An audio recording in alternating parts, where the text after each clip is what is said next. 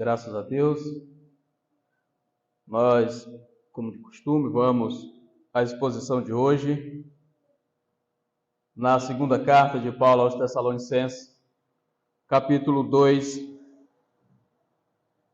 Nós vamos ler a partir do versículo 7 até o versículo 12, mas a nossa exposição hoje se dará exclusivamente a partir do versículo 9 até o versículo 12.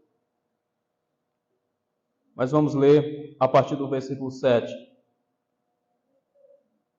Com efeito, o mistério da iniquidade já opera e aguarda somente que seja afastado aquele que agora o detém.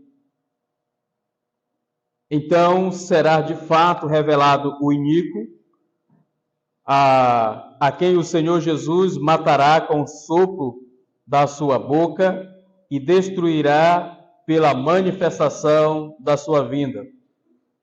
Ora, o aparecimento do iníquo é segundo a eficácia de Satanás, com todo o poder e sinais e prodígios da mentira, e com todo o engano de injustiça aos que perecem, porque não acolheram o amor da verdade para serem salvos.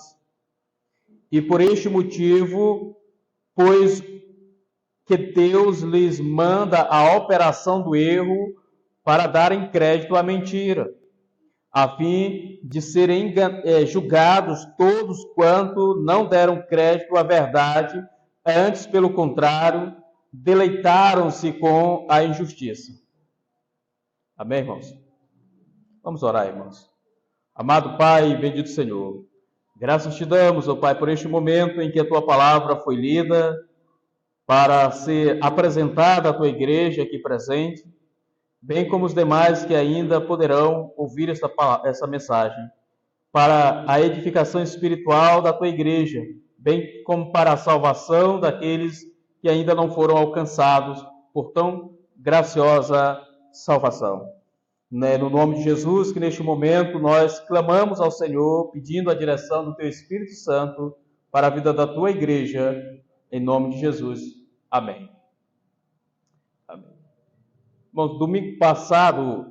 desde o domingo passado, até mesmo domingo retrasado, nós, de certo modo, estamos falando a respeito daquilo que Paulo chama aqui nesse texto de o homem da iniquidade. Paulo chama de o filho da perdição e o iníquo. E essa figura de que Paulo está tratando aqui, o apóstolo João vai abordar nas suas cartas, a respeito dessa figura, chamando de anticristo. E eu apresentei aos irmãos domingo passado a respeito desta figura, segundo aquilo que João nos escreveu. Só para relembrar rapidamente, João fala que este é o espírito do anticristo, a respeito do qual tendes ouvido e que vem e presentemente já está no mundo. João escrevendo na primeira epístola, na sua primeira carta, capítulo 4, versículo 3. E também nesta mesma carta, nessa mesma carta, no capítulo 3, no capítulo 2, a partir do versículo 18 até o versículo 26, o apóstolo vai abordar exclusivamente a respeito do anticristo. Fala do filhinho, já no versículo 18 ele diz: filhinho, já é a última hora, e como ouvistes que vem o anticristo, e aqui ele está falando no singular dessa figura escatológica que aparecerá nos últimos tempos, nos últimos dias, naqueles dias que antecedem a volta do nosso Senhor Jesus Cristo. Mas João também vai falar de muitos outros anticristos que vêm, que já estão no mundo, já estavam no mundo desde a época de João, como também durante toda a história da igreja. Nos dias atuais, há muitos anticristos. Nós falamos a respeito disso, não quero me estender, mas o texto também da segunda carta de João, no versículo 7, o apóstolo diz o seguinte: porque muitos enganadores têm saído pelo mundo fora, os quais não confessam Jesus Cristo vindo em carne, assim é o enganador e o anticristo. Dessa maneira, irmãos, essas passagens do apóstolo João, tratando como o anticristo, ou aquele que se coloca no lugar de Cristo, ou aquele que se coloca contra Cristo, a palavra no texto grego pode significar essas duas coisas. No capítulo 13 do livro de Apocalipse, o apóstolo João também escreve aquilo que ele viu, a revelação da besta que emerge do mar. Então, João fala a respeito desta besta. Então, ele vai dizer no versículo 1, vi e emergir do mar uma besta que tinha 10 chifres e 7 cabeças, e sobre os chifres 10 diademas, sobre as cabeças nomes de blasfêmia. E a besta que vi era semelhante a leopardo, pés de ursos e boca de leão, e deu-lhes o dragão o seu poder, o seu trono e grande autoridade. Então vi uma de suas cabeças como golpeada de morte, mas essa ferida mortal foi curada, e toda a terra se maravilhou seguindo a besta. Então esta besta nada mais é do que o anticristo, do qual João trata e que Paulo também aborda aqui na segunda carta de Paulo aos Tessalonicenses. Então, nós vamos falar ainda dessa figura escatológica, que é o poder do anticristo, como ele vem segundo o poder, segundo a eficácia de Satanás. Dessa forma, nós devemos olhar para o texto com este propósito. Toda vez que os irmãos lerem aqui em Apocalipse, nessa carta de Paulo, o iníquo, ou o homem da perdição, o filho da perdição, o homem da iniquidade, o filho da perdição, nós estamos falando do anticristo. Nós não estamos falando aqui de um sistema, porque os reformadores, eles entenderam que o anticristo não era uma pessoa, mas era um sistema. E eles colocaram, inclusive, Calvino, Lutero e os batistas reformados do passado, os presbiterianos, na sua confissão de fé, também atribuíram ao papado essa figura do anticristo. Não uma pessoa, mas o papado. E, de certa forma, irmãos, nós podemos dizer aos irmãos que a interpretação deles não está condizente com aquilo que a Bíblia fala dessa figura escatológica. No entanto, o papado não é o anticristo, mas é um dos anticristos, porque ele se coloca no lugar de Cristo, ele se coloca como vigário de Cristo na terra, ele se coloca como sendo o supremo pontífice. Então, o Pontífice Máximos é assim um dos títulos do Papa, e a própria palavra Papa, que significa Pai dos Pais, é uma usurpação do próprio Deus. Somente Deus pode ter essa titulação, né, de Pai dos Pais. E só por aí já dá para perceber que ele se coloca no lugar de Cristo. Então, todos eles são, de certo modo, assim como João disse, muitos desses anticristos que já existiam na época de João, mas também passaram a existir. Então, toda falsa doutrina, todo falso profeta, todo falso ensino provém de anticristos, de pessoas que estão tentando deturpar a fé verdadeira. Todo herege, todo ensino falso, ou toda a doutrina falsa pregada por alguém, esse portador dessa doutrina falsa é, sim, um anticristo. Mas nós estamos tratando aqui do anticristo escatológico, da figura que virá no período da grande tribulação, ou, na verdade, ele vai iniciar essa perseguição contra a igreja quando ele estiver no seu domínio. Então, veja bem que no livro de Apocalipse, no capítulo 20, nós temos aqui, neste livro, falando da prisão de Satanás por 1000 anos. E depois, nesse mesmo capítulo, vai falar de Satanás ser solto e derrotado. Eu vou ler aqui com os irmãos. O versículo 3 diz o seguinte: lançou-o no abismo, fechou e pôs sobre ele e pôs selo sobre ele, para que não mais enganasse as nações, até se completassem os 1000 anos. Depois disto é necessário que ele seja solto por pouco tempo. É desse pouco tempo, irmãos, que nós estamos tratando aqui, que o apóstolo Paulo está falando. Então, essa figura vai surgir nesse período, num curto espaço de tempo, para perseguir a igreja, para levantar grande perseguição contra a igreja, a grande tribulação do qual Jesus fala em Mateus 24. Se os irmãos perceberem, durante esta grande tribulação, a igreja será perseguida, muitos cristãos serão mortos. Inclusive, aqui no livro de Apocalipse, aponta momentos em que os eleitos que morreram durante a grande tribulação estão diante do trono de Deus, clamando por justiça.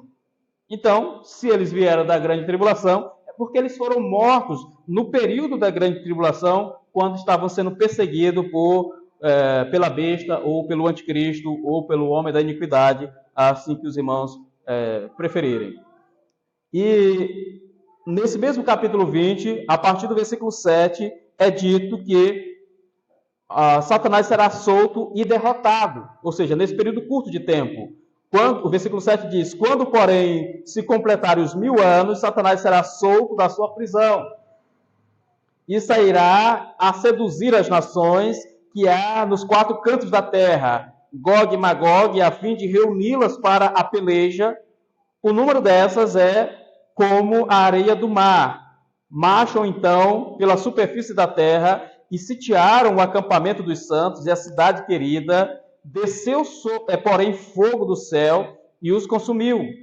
O diabo, o sedutor deles, foi lançado para dentro do lago de fogo, e enxofre, onde já se encontram não só a besta, como também o falso profeta, e serão atormentados de dia e de noite pelos séculos dos séculos. E aí vem o juízo de Deus, a partir do versículo 11. Então, veja bem, o versículo 14 vai dizer: então a morte e o inferno foram lançados para dentro do lago de fogo, e esta é a segunda morte, o lago de fogo. E aí o versículo 15 diz: e se alguém não foi achado inscrito no livro da vida, este foi lançado para dentro do lago de fogo. Ou seja, o lago de fogo ainda não foi inaugurado, será inaugurado pela besta, pelo falso profeta, pelo anticristo, por Satanás, né? E também por aqueles que não foram achados os seus nomes escritos no livro da vida, ou seja, os réprobos, os reprovados, os que não foram eleitos para a salvação. Essas pessoas não se converterão e serão, no final, lançados junto com Satanás, o anticristo, o falso profeta, e os anjos caídos, todos do lago de fogo. Meus irmãos, então, diante dessa abordagem, o que nós temos aqui? Nós podemos falar dessas manifestações de poder que Satanás, ou o anticristo, vai apresentar-se quando ele se manifestar. Veja o que é dito no versículo. Agora nós estamos na carta, tá? Aos Tessalonicenses, segunda carta, capítulo 2. O versículo 7 é dito o seguinte: com efeito, o mistério da iniquidade já opera e aguarda somente que seja afastado aquele que agora o detém. Alguns vão dizer que isso é a lei, que isso são os princípios ainda que regem o mundo. Tá, tudo bem. No final das contas, por trás de tudo isso, quem está detendo a vinda e a manifestação do anticristo é o próprio Deus. Então, o anticristo, ele não tem a liberdade que muitos acham que tem, porque ele virá no tempo determinado por Deus e ele será eliminado, será morto no tempo determinado com Deus. Assim que o Senhor Jesus se manifestar, Jesus o matará com o sopro da sua boca, como diz no versículo 8. Veja bem, então será de fato revelado o iníquo, a quem o Senhor Jesus matará com o sopro da sua boca e os destruirá pela manifestação da sua vinda. Já falei isso aos irmãos diversas vezes, mas só para relembrar aqui aos irmãos, o anticristo, ele vai vir no poder, na eficácia de Satanás, como diz o versículo 9. Ora, o aparecimento do iníquo é segundo a eficácia de Satanás. A palavra eficácia aqui, no texto original, é energia. Ele vem segundo a energia de Satanás. Ele vem segundo a eficácia de Satanás, com todo o poder e sinais e prodígios da mentira. Ou seja, ele vai operar sinais e prodígios, ao ponto das pessoas ficarem boquiabertas diante dos sinais que ele vai operar.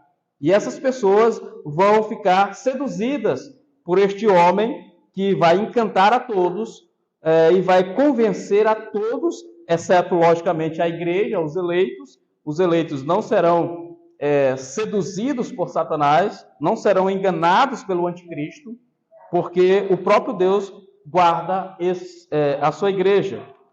E como base para isso, para afirmar que os eleitos não serão enganados, Jesus disse isso em Mateus 24, no capítulo 24 de Mateus, o versículo 24, é dito o seguinte: porque surgirão falsos cristos e falsos profetas, operando grandes sinais e prodígios para enganar, se possível, os próprios eleitos.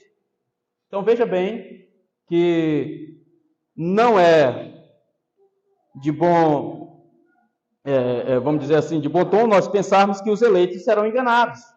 Porque a Bíblia diz que eles, se possível, enganaram os próprios eleitos. Mas que Deus mesmo vai afastar, Deus jamais deixará que os seus eleitos sejam seduzidos ou sejam enganados, porque Jesus está falando aqui da grande apostasia. Então, se essas pessoas forem enganadas pelo anticristo, então elas vão apostatar da fé. E é impossível que um verdadeiro cristão eleito, salvo em Cristo Jesus, venha a apostatar da fé. Porque ele pode até ser enganado por um período, ou por um período de tempo, mas ele vai reconhecer que aquilo é um engano e vai sair, o próprio Deus vai retirá-lo dali, vai providenciar os meios para que ele não fique no engano. Tá? Quando as seitas estão seduzindo as pessoas, aí nós podemos dizer assim, mas no meio das seitas podem ter pessoas salvas, e eu não resta dúvida que sim, há pessoas salvas no meio das seitas. No entanto, meus irmãos, Deus vai providenciar que essas pessoas enxerguem a verdade, e ao enxergarem a verdade, elas possam sair de lá o mais rápido possível. É assim que nós cremos. Uma pessoa pode permanecer lá por tempo e ser enganada, e morrer sendo enganada, é uma questão que nós precisamos olhar para as Escrituras com muito cuidado. Tá? Então, porque o versículo, agora em Tessalonicenses, versículo 9, ora, o aparecimento do iníquo é segundo a eficácia de Satanás, com todo o poder e sinais e prodígios da mentira. Ou seja, do engano. O versículo 10 vai continuar dizendo, e com todo o engano de injustiça aos que perecem, porque não acolheram o amor à verdade para serem salvos. Então, uma pessoa que permanece na mentira, no erro, jamais será salva, irmãos. Porque o que Jesus disse é, eu sou o caminho, a verdade e a vida, ninguém vem ao Pai se não for por mim. Então, as pessoas, elas precisam ter um choque de realidade, por mais que elas, a verdade, como a palavra grega, aletheia, ela sempre aponta para a luz muito forte, que brilha muito forte, e quando a pessoa está na escuridão, que ela sai e vê a luz muito forte, ela pode até ficar alguns momentos sem conseguir enxergar, tamanha a luz em sua visão. Assim são aqueles que estão vivendo no império das trevas, sendo enganados, quando elas reconhecem e as escamas dos seus olhos são retiradas e elas passam a enxergar, elas ficam atônitas, elas ficam preocupadas. Elas não conseguem enxergar, elas não conseguem discernir muito bem, mas as coisas vão, à medida do tempo que vai passando, elas vão começando a discernir as coisas e percebendo o tamanho das trevas onde elas estavam. Então, por isso, Satanás operando através dos seus agentes, no caso aqui o anticristo. O anticristo, só para os irmãos entenderem, é a encarnação de Satanás, é a encarnação do mal. Se Jesus é o verbo de Deus que se fez carne, o anticristo é justamente uma cópia mal feita de Cristo, do Messias. O anticristo é o Messias do dragão, do diabo, de Satanás. Então ele vem segundo a eficácia de Satanás. Se Jesus Cristo veio pelo poder do Espírito Santo de Deus, o anticristo virá com o poder, com a eficácia, na energia, na eficácia de Satanás, e também operando sinais, prodígios, com todo o poder que Satanás tem. Assim como Cristo também veio a este mundo e operou grandes sinais, ressuscitou mortos, fez com que os cegos enxergassem, com que os coxos andassem. Ele curou os leprosos. Então, o anticristo virá com poderes da mentira, do engano, para manter as pessoas presas cada vez mais nessas coisas. Basta ver, irmãos, no evangelho, no falso evangelho, dizemos assim, triunfalista, onde as pessoas buscam as igrejas com um único propósito: prosperar, ganhar dinheiro e receberem sinais e prodígios, verem sinais e prodígios. As pessoas são fascinadas por milagres, desde o Antigo Testamento.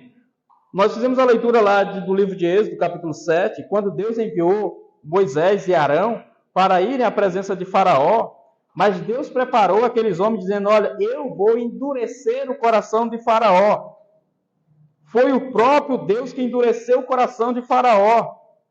Mas a Bíblia também diz que Faraó endureceu o seu próprio coração. Não é o fato de que Deus endureceu o coração de Faraó, que Faraó é inocente. Não, ele é culpado, ele também endureceu o seu coração. Então a responsabilidade do homem com a soberania de Deus, elas não brigam. Na verdade, elas se completam. E não há nenhum problema nisso. Faraó teve seu coração endurecido, Deus endureceu o coração de Faraó, mas Faraó endureceu seu próprio coração também. Deus avisou, olha, quando vocês chegarem na presença dele, ele vai pedir para vocês fazerem milagres, sinais, para mostrar realmente que foi eu que enviei vocês. E lá vocês façam. Vocês coloquem o cajado de vocês, o bordão de vocês, e ele vai se tornar numa serpente.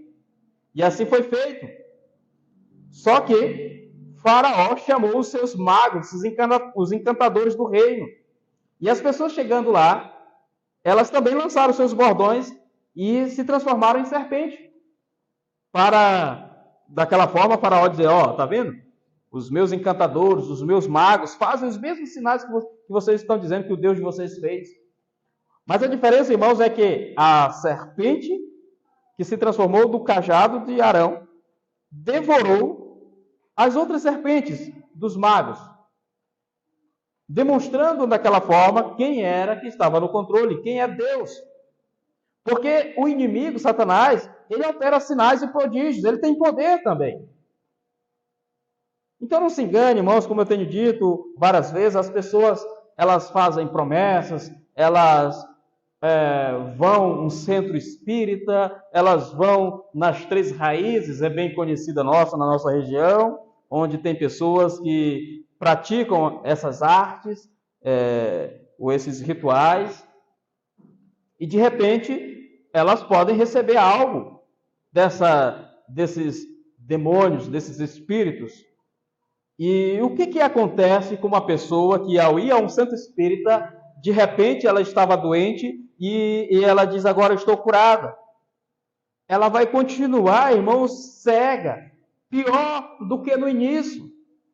Eu já citei o exemplo de uma pessoa católica, por exemplo, que faz uma promessa a Nazaré, ou ao Padre Cícero, ou qualquer outro santo ou ídolo católico, e de repente ela tem uma dádiva, e ela diz ter recebido de Deus essa dádiva.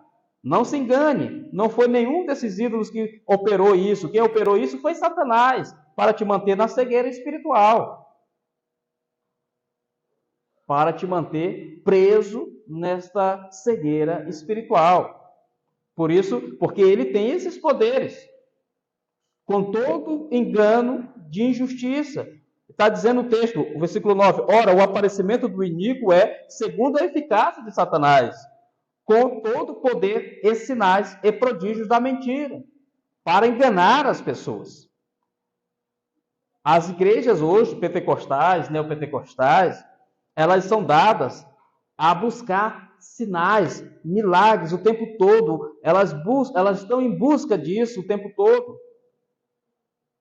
Tem um pastor que opera milagres, sinais e prodígios. Então, o povo corre para lá. Se anunciarem na igreja que tem uma sexta-feira da libertação de curas e milagres, o templo enche de pessoas que querem receber uma cura.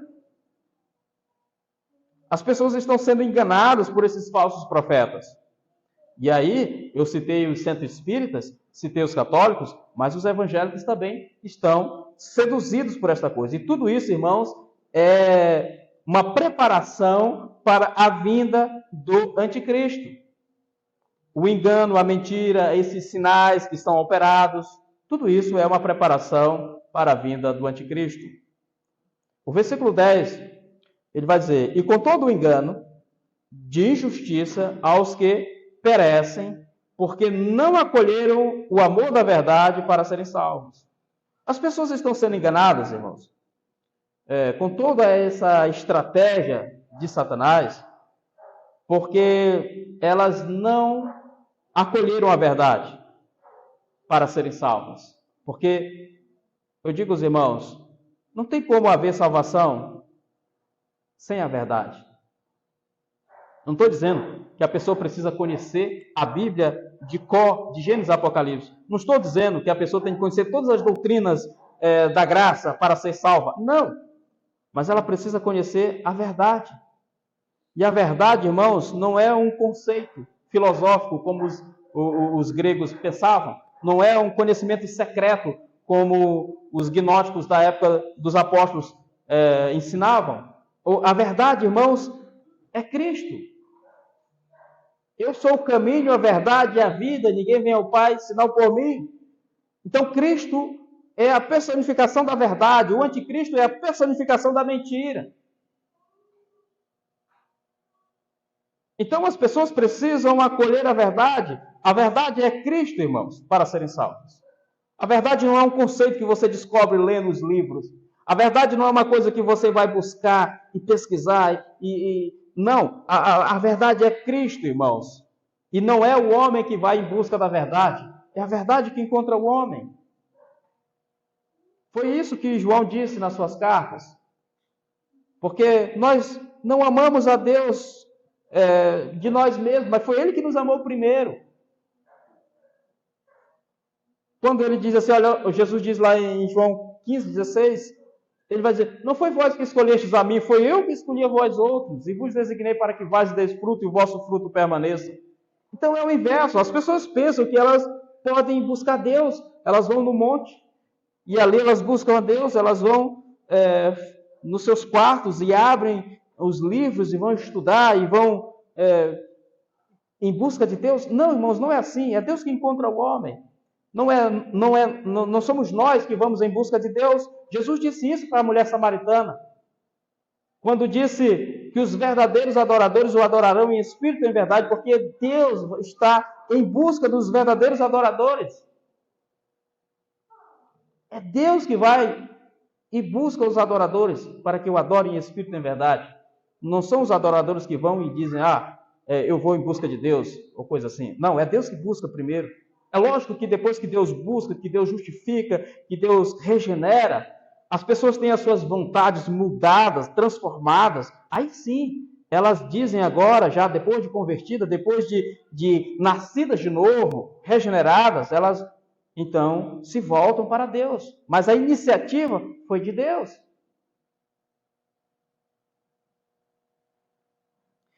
Então veja, irmãos, versículo 10.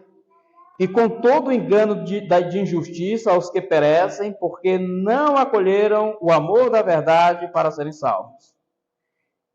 E por estes motivos, pois que Deus lhes manda a operação do erro para darem crédito à mentira, a fim de serem julgados todos quanto não deram crédito à verdade. Antes, pelo contrário, deleitaram-se com a injustiça. Irmãos, esse texto, ele eu costumo dizer aos irmãos que normalmente, não estou dizendo que sempre é assim, mas normalmente, quando nós olhamos nas Escrituras Sagradas um texto falando sobre a eleição soberana, há sempre no texto, ou antes ou depois, falando da reprovação, ou dos reprovados. Este é o caso. Este é o caso. O versículo 11 e 12 está se referindo aos réprobos, que, em vez de buscar a verdade, eles se contentam com a mentira, dão crédito à mentira. E aí o versículo 13 vai dizer: entretanto, devemos dar graças, sempre dar graças a Deus por vós, irmãos, amados, pelo Senhor, porque Deus vos escolheu desde o princípio para a salvação, para a santificação do Espírito e da verdade. O apóstolo Paulo, ele coloca no versículo 11 e 12 a atitude dos reprovados, dos réprobos, que rejeitam a verdade e que se deleitam na mentira. E Deus mesmo vai enviar a operação do erro para endurecer o coração dessas pessoas mais ainda, assim como aconteceu com Faraó, assim como é o caso de Esaú, assim como foi o caso de Judas, assim como é o caso de todos os reprovados, como as Escrituras falam, terão seus corações endurecidos mais ainda. No entanto, irmãos, o apóstolo diz no versículo 13, daqueles que foram chamados, dos eleitos de Deus para a salvação, daqueles que creram. Então, veja bem, os reprovados e os eleitos, os reprovados são aqueles que nunca se converterão. O apóstolo Pedro, ele também traz uma passagem muito parecida com essa. Ele vai dizer, na primeira carta de Pedro, no capítulo 2, ele vai falar sobre a pedra angular, Jesus, né? Versículo 6, capítulo 2, versículo 6, diz o seguinte: por isso está na Escritura: eis que põe em Sião uma pedra angular, eleita e preciosa, quem nela crê não será de modo algum envergonhado. Para vós outros, portanto, os que credes, é a preciosidade, mas para os descrentes, a pedra que os construtores rejeitaram, essa veio a ser a principal pedra angular, e pedra de tropeço e rocha de ofensa. São estes os que tropeçam na palavra, sendo desobedientes para o que também foram postos. Observe, irmãos, no finalzinho, para que foram postos. Quem que pôs? Deus. Essas pessoas foram designadas para serem reprovadas. E Cristo é a pedra angular, a pedra principal, que os construtores rejeitaram. E essa pedra que salva, que transforma, que edifica, é a mesma pedra de tropeço, rocha de ofensa. São aqueles que tropeçam na palavra e são desobedientes. Eu costumo dizer, usando o exemplo, às vezes, daquilo que quando eu era criança, adolescente, costumava ler umas revistinhas de faroeste, e normalmente os heróis da revista, quando estavam em conflito, trocando balas com os seus inimigos, eles se refugiavam atrás de uma pedra. A pedra era a salvação deles. No entanto, também, quando eles estavam no local privilegiado, numa parte mais em cima, numa colina, e os inimigos iam passando abaixo, eles rolavam a pedra para matar os inimigos. A mesma pedra servia para salvar, a mesma pedra serve para destruir. É Cristo, irmãos, aqui. A pedra que salva e a pedra que serve de tropeço para os réprobos, para aqueles que não creem, para aqueles que desobedecem. E só para dizer aos irmãos, como eu costumo dizer que há várias passagens assim, aqui nós estamos tratando, esses versículos eu estou falando daqueles que são reprovados. Mas olha o versículo 9. Vós, porém, sois raça eleita, sacerdócio real, nação santa, povo de propriedade exclusiva de Deus, a fim de proclamar as virtudes daquele que vos chamou das trevas para a sua maravilhosa luz. Vós sim, que antes não erais povos, mas agora sois povo de Deus, que não tinhas alcançado misericórdia, mas agora alcançaste misericórdia. Então, no mesmo texto, no início começa falando daqueles que tropeçam na pedra principal, que é Cristo, e estes são os desobedientes, para a qual também foram postos, foram destinados para isso. No entanto, o versículo 9 e o 10 vai falar dos eleitos, vai falar da igreja. Então é isso que acontece aqui em Tessalonicenses também. Versículo 11 e 12, apontando para a natureza dessas pessoas que vão seguir o anticristo. Quem vai seguir o anticristo, irmãos? Somente os reprovados vão seguir o anticristo. Os eleitos jamais se curvarão a ele. A igreja jamais se curvará ao anticristo. E o anticristo, como dizia Calvino, vai ser um instrumento de Deus para punir essas pessoas que desobedecem. Vai ser um instrumento de Deus. Assim como Isaías, o profeta Isaías vai dizer no capítulo 10 do livro de Isaías, se os irmãos puderem abrir comigo. Isaías vai falar sobre a profecia contra a Assíria. A Assíria foi um povo que Deus chamou e ordenou que lutasse, invadisse Jerusalém, Israel, e aniquilasse Israel. Essa Assíria é como um machado na mão de Deus. Ela foi um instrumento de Deus para punir o seu próprio povo. Veja o que diz o versículo 5. Ai da Assíria, cetro da minha ira. A vara em sua mão é o instrumento do meu furor. Ou seja, a Síria entra, cerca Jerusalém, Israel, destrói Israel, mata o povo, e Deus está dizendo, olha, está vendo?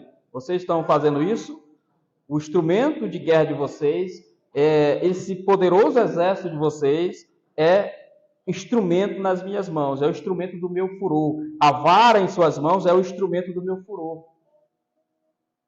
E aí continua, versículo 6. Enviou-a contra uma nação ímpia e contra um povo da minha indignação, lhes dou ordens para que dele roubem a presa e lhe tome o despojo e ponha para ser pisada aos pés como a lama na rua. Ou seja, Deus ordenou todas as maldades que a Síria fez contra o povo de Israel. Irmãos, como Deus pode fazer isso? Porque Ele é Deus, irmãos, Ele pode. O versículo 11 é dito o seguinte: porventura, como fiz a Samaria e aos seus ídolos, não o faria igualmente a Jerusalém e aos seus ídolos? Por isso acontecerá que, havendo o Senhor acabado toda a sua obra no monte Sião e em Jerusalém, então castigará a arrogância do coração do rei da Assíria e a desmedida altivez dos seus olhos. Por que Deus usou o rei da Assíria com todo o seu poder para ser instrumento de punição contra o povo de Israel? E agora Deus diz assim, agora rei, vem cá, agora tu vai ser punido por isso que você fez.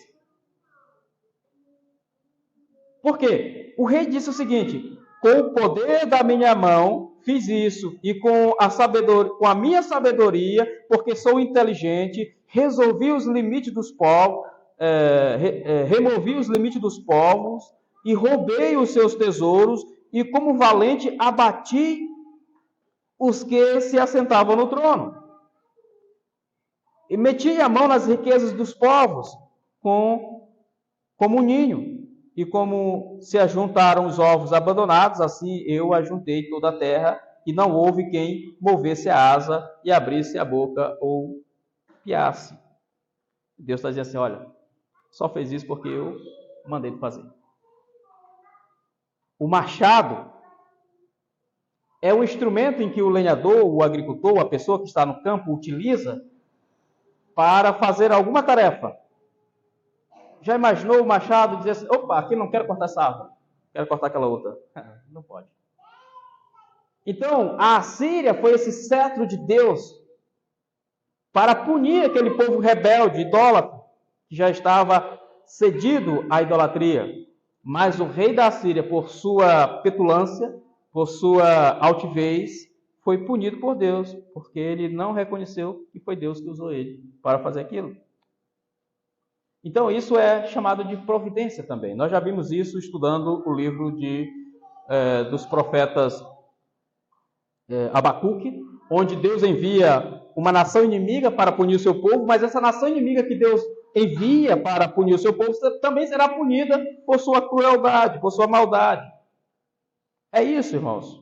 Então, voltando aos Tessalonicenses, capítulo 2, versículo 11, é por este motivo, pois, que Deus lhes manda a operação do erro. Não há nenhum problema com isso, irmãos. Deus enviou a operação do erro para darem crédito à mentira.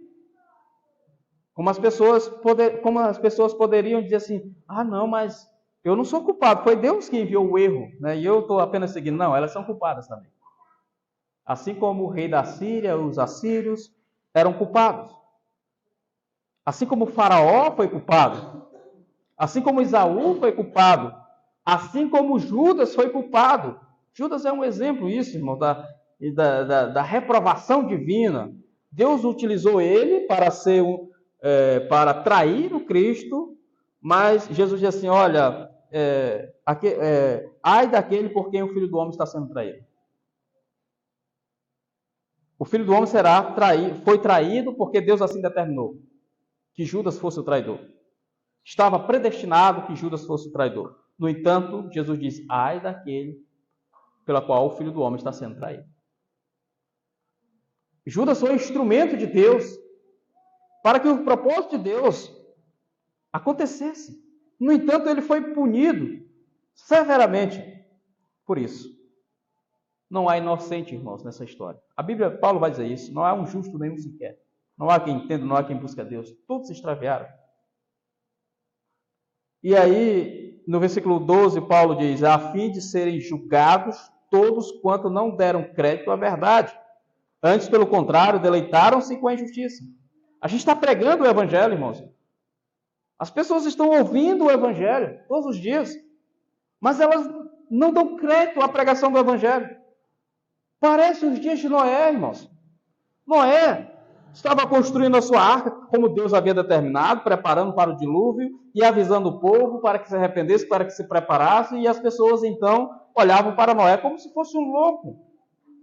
Mas aí de repente, irmãos, vem a ira de Deus sobre aquele povo e chuva ao ponto de alagar tudo, e somente a família de Noé, com os animais que entraram na arca, como Deus determinou, serem salvos, e todos os demais sofrerem a ira, a punição de Deus. Dessa mesma forma, irmão, será na segunda vinda do nosso Senhor, que antecede a segunda vinda. Haverá um momento de grande tribulação, onde o anticristo vai vir como sendo o salvador do mundo. Eu digo, não é nem o salvador da pátria, porque, na verdade, a pátria do anticristo é tudo que Karl Marx sonhou quando escreveu o Manifesto Comunista. Quando Karl Marx escreveu o Manifesto Comunista, ele não tratou de nacionalidades, mas ele tratou de um povo, né, o cidadão do mundo, essa ideia, né, do marxismo. É o cidadão do mundo, então não há fronteiras, né? Então vamos criar países para que os povos se unam em uma só bandeira. Já é, irmãos, de um certo modo, uma preparação para isso que virá. Todo mundo vai ter tudo em comum. Isso é uma utopia, não é à toa que é assim que é chamado esse sonho marxista de todos unidos em um só propósito. Não haverá classes sociais, apenas um povo. Isso é ilusão marxista. E o que acontece, irmãos? Com a vinda do anticristo, ele vai trazer paz a todos os conflitos que existam na Terra. Eu citei alguns no domingo passado. Hoje, essa semana, ontem, ou foi hoje já, caiu de fato o regime da Síria. 50 anos, irmãos, aproximadamente, de uma ditadura na Síria, e agora os rebeldes tomaram. Se estava pior, se estava ruim, pode piorar. A gente não sabe. Aquele povo são fundamentalistas, Estado Islâmico, são várias facções que estão ali lutando e tomaram o poder na Síria. Caiu o regime de Bashar al-Assad, apoiado pela antes poderosa Rússia, e agora não pode mais nem proteger seus aliados. Então o anticristo vai chegar num cenário caótico e vai dizer assim, olha, acabou, todo mundo está em paz, vamos sentar para conversar. Eu vou liderar todo mundo e não haverá mais guerra, não haverá mais fome, está todo mundo aqui suprido e vai começar a fazer milagres, como diz lá, ele vai tentar imitar aquilo que Cristo fez. O grande milagre de Cristo, irmãos, a grande proeza do cristianismo foi a ressurreição de Jesus Cristo dentre os mortos. Lembra do lado do texto de Apocalipse que fala da besta que uma das suas cabeças foi ferida de morte e como que ressuscitou? Então, apontando para algo parecido com aquilo que aconteceu com Cristo. E as pessoas vão ficar admiradas com tamanho prodígio e milagre e vão seguir o anticristo, vão seguir a besta. Porque ela vai operar um sinal, um plágio, vamos dizer assim, ou da ressurreição de Cristo. E as pessoas vão ver esses sinais. As pessoas vão ver ele curando as pessoas. Então vai haver uma paz momentânea, até que ele se volta contra tudo que se chama Deus e começa a perseguir a igreja. E então, irmãos, haverá um período de grande tribulação. A grande tribulação, irmãos, é contra a igreja. Essa ideia de que a igreja será arrebatada antes da grande tribulação é um sonho. É um sonho dos pré-milenistas, dispensacionalistas, normalmente muito enfatizada pelas igrejas pentecostais, que enamoram com a teologia da prosperidade, já expliquei isso aos irmãos. Meus irmãos, eu sinceramente gostaria muito que assim fosse, que a igreja fosse arrebatada antes da grande tribulação, e que nós não passaríamos, ou não viéssemos a passar por a grande tribulação. Mas não é isso que a Bíblia diz. Se a Bíblia não diz isso, eu não sei de onde eles tiraram. Eles tiraram da ficção, da série, dos livros e que se tornaram filmes em Hollywood deixados para trás. Foi de lá que eles tiraram essa ilusão pré-milenista ou pré-tribulacionista de que a igreja será arrebatada antes da grande tribulação. Não é isso que nós conseguimos olhar aqui. A igreja será perseguida. A igreja precisa estar preparada contra o anticristo. Irmãos, como algumas seitas legalistas por aí, não vou mais nem citar o nome, porque já tanto citar o nome dessas pessoas, elas preparam seus membros, fazendo acampamento, treinamento de sobrevivência, indo para a floresta, para lutar contra o anticristo. Irmãos, vejam bem, quando Cristo voltar, o anticristo ele vai reunir todas as forças e os poderes, todo o poderio militar ao redor do mundo para aguardar a grande batalha contra Cristo. Imagine uma grande luta, irmãos. Imagine, sei lá, a final de boxe mais conhecida que possa existir no mundo. Ou um UFC, né, aquele locutor americano famoso, quando anuncia as lutas, né, antes das grandes lutas. E aí, de um lado, o anticristo vai enfrentar o Filho de Deus, o Todo-Poderoso Cristo e tal. Irmãos, quando Cristo entrar no cenário, quando Cristo entrar na arena, se manifestar, o iníquo, o anticristo, será morto pelo sopro da boca do Senhor e destruído pela manifestação da sua vida. Não haverá luta nenhuma, irmãos. Não haverá, esse bateu nesse, esse perdeu o primeiro round, o segundo round foi daquele. Nada, irmãos. A luta vai acabar quando Cristo chegar. Satanás já será derrotado com a manifestação da presença de Cristo, com o sopro da sua boca, está dizendo o versículo 8. Então será de fato revelado o iníquo, a quem o Senhor Jesus matará. Ele não vai só nocautear o inimigo, ele vai matar. matará com o sopro da sua boca e o destruirá com a manifestação da sua vida. E este anticristo, que é a besta, vai ser lançado no lago de fogo, com o falso profeta, com o dragão, que é o diabo, com os seus anjos e com todos os reprovados, que não deram ouvido à verdade, que não se converteram, as pessoas que ouviram o evangelho, mas não se arrependeram dos seus pecados e não seguiram a Cristo. Essas pessoas preferiram seguir a mentira, preferiram seguir a besta e receber da besta a marca, como diz lá no livro de Apocalipse. Os verdadeiros cristãos receberam uma marca, mas não o 666, né? Não o 666, mas receberam o Espírito Santo. Então veja como Satanás tenta o tempo todo imitar Deus. Então, se os cristãos, ao se converterem, recebem o selo do Espírito Santo, os seus seguidores, os seguidores da besta, receberão também um selo. Mas é um selo para a destruição, para a perdição. Enquanto aquele reino do anticristo estiver prevalecendo na terra, que vai ser um período bem curto mesmo. O livro de Apocalipse, que eu li agora há pouco com os irmãos, diz isso, né, no capítulo 20, e o capítulo 20, o versículo 3, vai dizer no finalzinho: depois disto será necessário que ele seja solto por um pouco de tempo. Satanás está preso, só para os irmãos entenderem, à luz desse livro de Apocalipse, e também aquilo que nós temos no Novo Testamento. Satanás está preso desde o momento em que Cristo foi morto na cruz. Satanás foi derrotado, está preso, limitado. Ele ainda continua agindo neste mundo, através dos seus agentes, mas ele está limitado. Então Deus, em um determinado momento, ele vai liberar Satanás, assim virar o anticristo no poder de Satanás, por um período curto de tempo. Será solto, mas ele será derrotado com a vinda do nosso Senhor Jesus Cristo,